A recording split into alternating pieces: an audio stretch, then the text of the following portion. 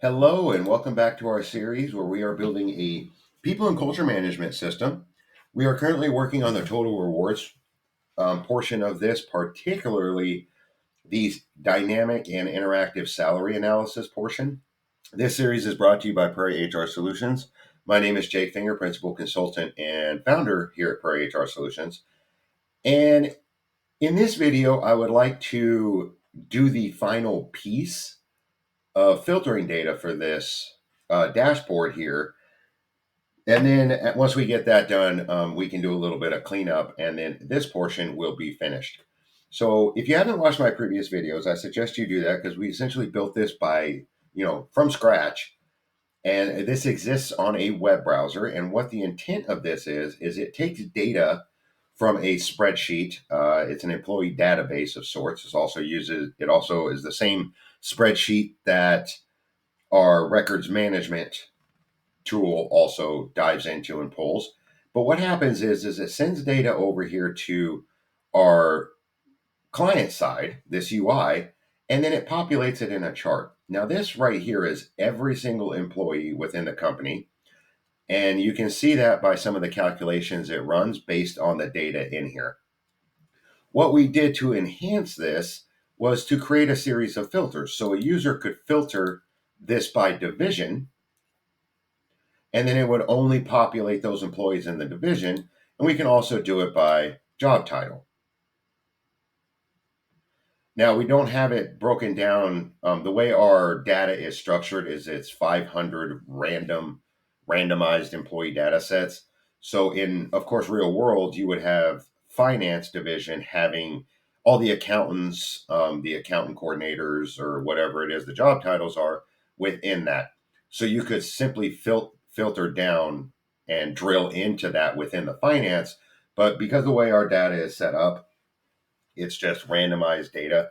We decided to uncouple those and have it either be by division or job title. But it's a simple change to go back and do that. And the other filter that we actually created was this demographics filter. So anytime you're running a salary analysis, yes, you do want to ensure that every employee, regardless, is based on whatever factors it is that your company holds. And in our theoretical company here, we strictly pay employees based on the experience within that job that they bring to our company. So, in order to look further into this, we can also filter by demographics. So, we can have gender for our gender disparity analysis and others, such as veteran um, and race currently. So, the one thing that I would like to do now is focus on this age piece because in our data set, the age is simply a single number. So, you're either 44 or you're 26 or whatever. You don't put under 25. Now, we could create a column inside our database and have it pull that column, but we want to keep it a little bit more simple and hands off as much as possible. So we already have the age. So what we can simply do is on our server side, on our Google Apps Script side, we can write a code that will take that age and say the age is 26. Then it's going to run some logic and find that 26 is between 25 and 34. And then it's going to set that record in this category. Then it can send this data back over here and to our client side here to populate in this chart, and then it will produce the appropriate age. So let's go ahead and do that. And what we're going to do is we're going to come over here to our code. And where I want to do this is I don't want to do this inside our client side. I would like it to run on the back end. One, for security and visibility reasons, I just feel a lot more confident when I have sensitive calculations, so to speak, happening on the back end directly from that spreadsheet. So we can come up here to our Google Apps Script file that holds all of our chart data. And what we're going to want to do is create ourselves a helper function, just like we did here.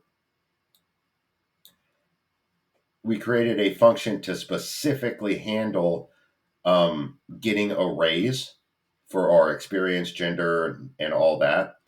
And what I want to do is do the same exact thing to handle this. Now, this came over from our chart logic. I just have this here so we can know the breakdowns. And what we're wanting to do is every time that we hit this age is not going to be assigned to this row. What it's going to be assigned to is the results of a function, whatever a function returns after it places it in this category. So you'll see what I mean here in just a second. Let's go ahead and start creating this function. Let's create this function and call it categorize age. And this categorize age is going to take an argument. And that argument would be something like this, because this row at the 7th index is the age in this array. So let's just simply pass the age and call it the age. Now what we're going to want to do is we are going to want to create some logic here. So basically an if, else statement. So the first thing we want to do is we want to grab this age, whatever's being passed through here, and if it's less than 25, if it's under 25, then we're going to return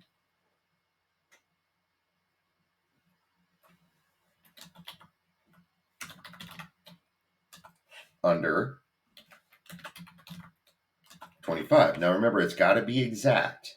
So case matters in this. And then our else if, and I'm doing this shorthand, so it's not, see if we find this. So it's not really written like this. I'm doing this shorthand. This will work the same exact way. So now, if the age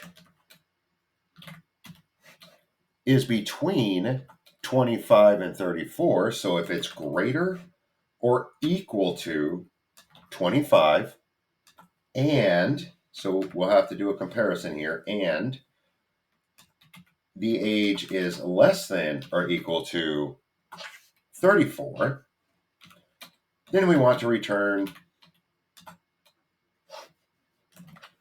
25 to 34. Now be mindful of the spaces here. We don't have a space here, so we can't have a space there. And then so on. So this one would be else if age is greater than or equal to 35 and age is less than or equal to 44. Then we want to return 35 to 44. And then we'll have two more here. If age is greater than or equal to 45 and age is less than or equal to 54, then we want to return 45 to 54. And then if it's none of these, we don't really need to write an else if statement because we only have one more thing to check. So instead of doing else if, we can just set a default value, that else value, and we can simply just say else return 55 plus. So if it doesn't fit in any of these, then it's obviously going to fit in this one. Okay, so now we have this function. Let's save this. So now we have this function. So what we can do is actually come over here to our age. And instead of calling it this, we can simply pass this as a parameter to this categorize age function. Categorize age. So it would look like this. So every time it's trying to assign the age object key, it's going to go down here to this function and run it and pass whatever value for that row is in 7 is in the index 7 in this case, and then set that to the age after it does the logic. So what we'll also need to do is we'll also need to come down here to our filtering. So you'll see we have 21, and this is because the difference is this is coming directly from the sheet, while this is coming from the selected columns array, which is this array right here. So that's the reason why the indexes are different. And we can simply put categorize age here, and then we'll do the same thing to the age here.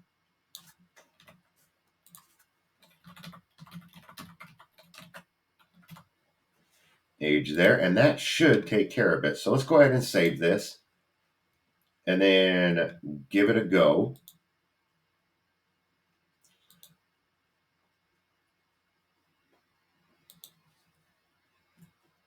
We'll refresh our piece here so it'll pick up that code.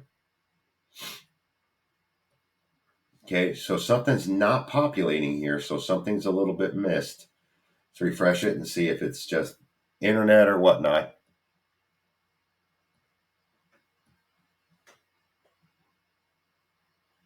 So now let's go see what it is that we did.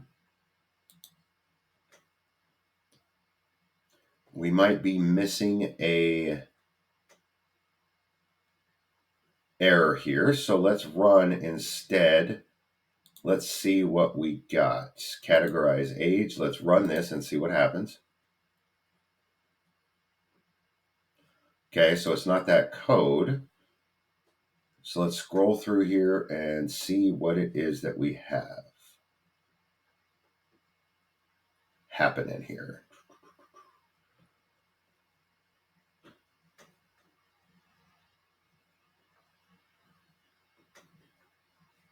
So that'll be fine. Let's get this out of the way because we won't need this.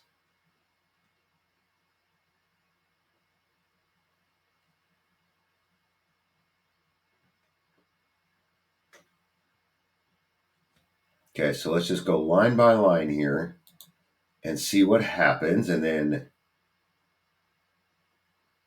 see where we made the mistake.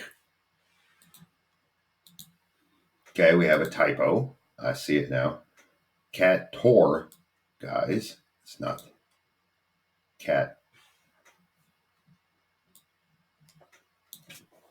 categorize age. Yep, there we go. Let's make sure that we didn't do the same thing down here. Categorize age and categorize age. Okay. So now that we've fixed that typo, let's actually create a comment up here to let whoever's looking at this know what this function does.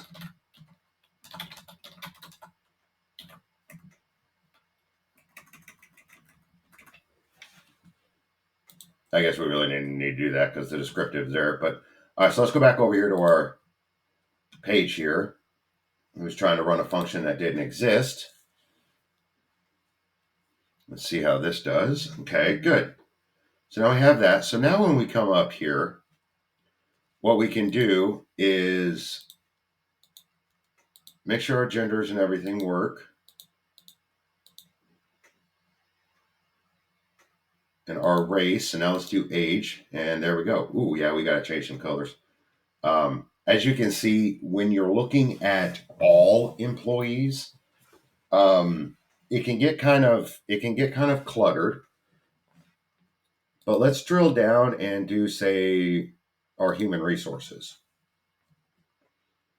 just to make sure that nothing is being overwritten here, which we fixed later. Oops, or we fixed earlier. Okay, there we go. So perfect. Perfect.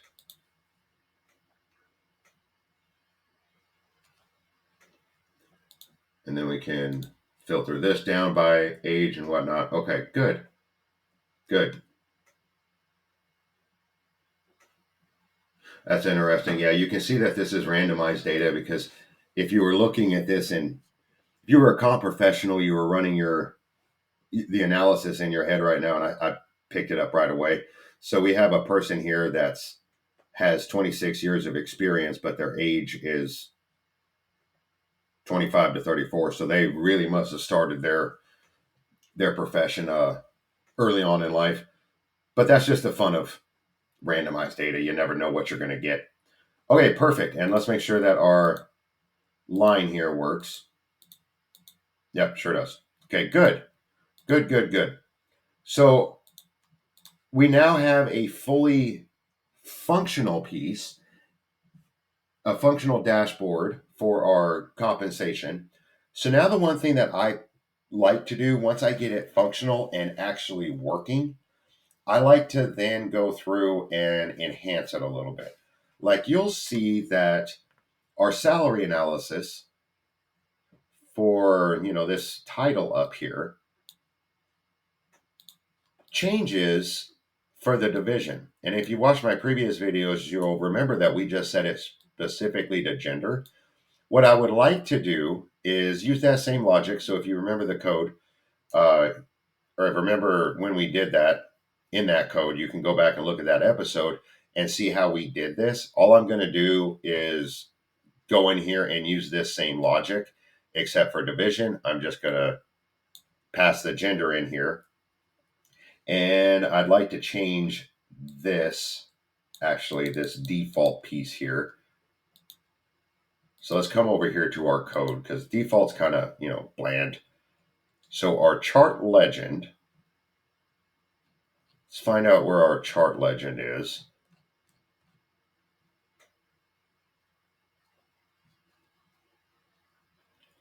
So here's our chart legend, and then we're going to map to default. So I'll probably change this from default to something else like base.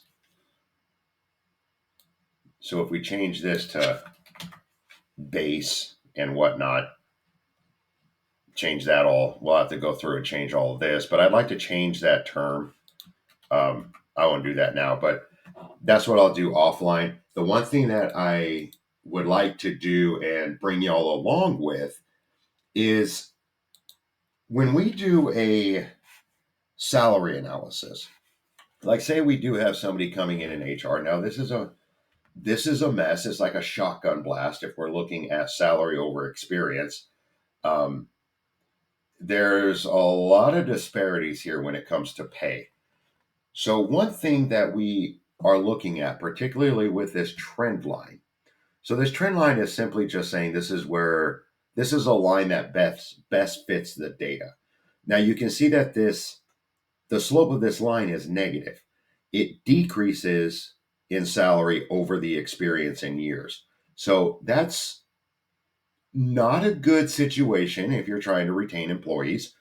But the one thing that I would like is to actually put what's called it's called the R square. So when we look up here, okay, so the R square is not actually being produced. It's essentially that salary times that experience. So you can see the salary decreases as the experience increases. So you'll see it's a negative number and a plus 93. So what I would like to do would be to take what's called the R square, which gives us the correlation of this line. So when we want to defend our salary decisions, we want to essentially say, especially in this case, that our salary decisions is based on the experience. We pay more for experience. And in this case, we really don't.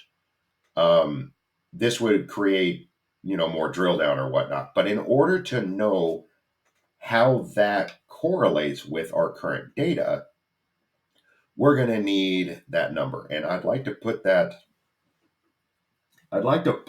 number, that R squared, somewhere here in our data. So I'm going to end our video here. And the next video, that's exactly what we'll cover. We'll cover that R square. And then once we get that, I'll put together a video on actually how an HR professional or manager or whatnot can use this to conduct a salary analysis and even find the ideal pay for a candidate based on experience. So I hope you enjoyed this video, and I hope you're looking forward to the next video. If you are liking what we're doing, please hit that subscribe button. If you do have ideas or questions that you would like us to cover, please drop us an email. And until next time, please take care.